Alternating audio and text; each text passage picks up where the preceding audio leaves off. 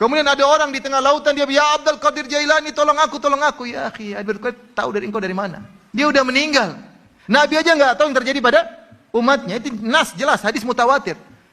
Malaikat berkata, kau tidak tahu apa yang terjadi setelah kau meninggal. Nabi Isa pun tidak tahu apa yang terjadi pada umatnya setelah dia meninggal. Apalagi selain mereka para nabi. Apakah kalau orang terkena kesulitan dia panggil Abdul Qadir Jailani, tolong aku. Abdul Qadir Jailani tahu atau tidak? Kalau dia tahu berarti dia maha berilmu. Kalau dia mendengar berarti dia maha mendengar. Yang maha berilmu, maha mendengar, maha melihat, maha mengetahui, maha menolong cuma Allah Subhanahu wa taala. Kalau minta langsung kepada Allah. Istaghitsuna rabbakum, ketika kalian beristighatsah kepada Allah Subhanahu, bukan kepada wali-wali yang sudah meninggal dunia. Datang ada orang tanya sama saya, "Ustaz, benar enggak Ustaz?" Katanya kalau kita minta sama Allah langsung, Allah tidak kenal kita. Jadi nanti kita sampaikan ke wali, wali sampaikan kepada Allah. Subhanallah, bagaimana Allah tidak kenal engkau?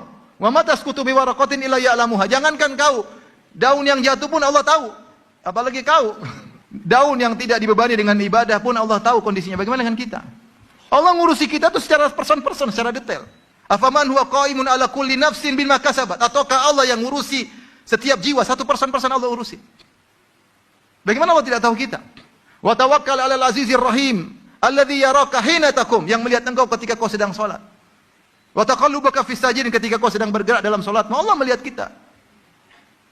Wallahu bima ta'maluna basir, Allah Maha melihat apa yang kalian lakukan. Allah tidak kenal kita. Gimana Allah tidak kenal kita? Allah Maha mendengar, apa kita ngomong Allah tidak dengar. Kita bisik-bisik ketika sujud Allah tidak dengar, harus lewat perantara. Ya, mereka gambarkan seakan-akan kata mereka, lihat raja mana kenal kita, harus lewat menteri. Itu kalau raja, bahlul. Kalau Allah mau disamakan raja tidak tahu apa-apa.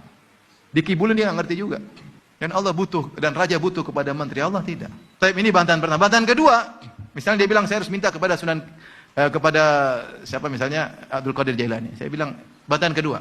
Taib, emang Abdul Qadir Jailani kenal kau?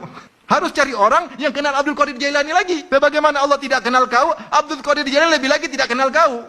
Jarak kamu dengan Abdul Qadir Jailani ratusan tahun. Emang dia kenal kau? Sebanyak yang minta Abdul Qadir, emang kau siapa?